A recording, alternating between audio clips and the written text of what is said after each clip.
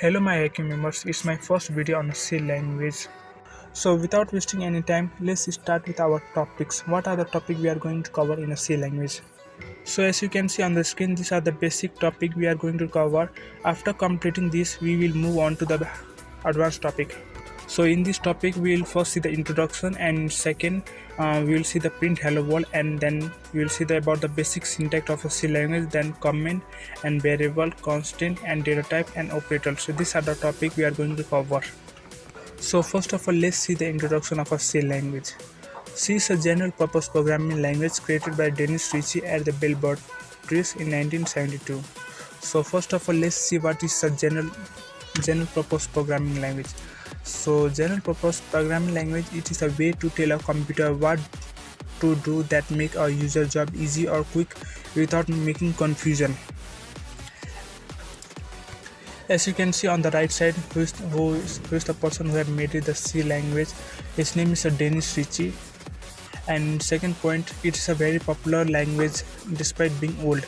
The reason it's being very popular is that it is a mother of all programming language. If you know the C language, it is very easy to switch to any other programming language. If you know C language very properly, then you understand the C++, Java, Python, they will be easy for you. But you don't know the basic knowledge of a C language, then it might be difficult to. C is the mother of all programming language, as I have told you. So basically, we are still learning in 2023. Is the reason is that if you know the C language very properly, A to Z, then you might be easy. It will be easy to switch to any other programming language. That is the reason to tell you to learn the C language.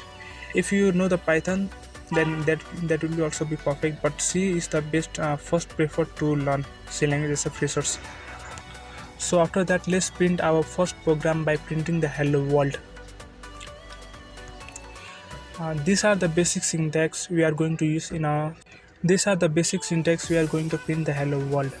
After hello world, then I will going to tell you step by step what are this mean. So first of all, let's print the hello world. As you can see, the printf is going to print the hello world. Whatever you write inside the printf, it's going to be print out that.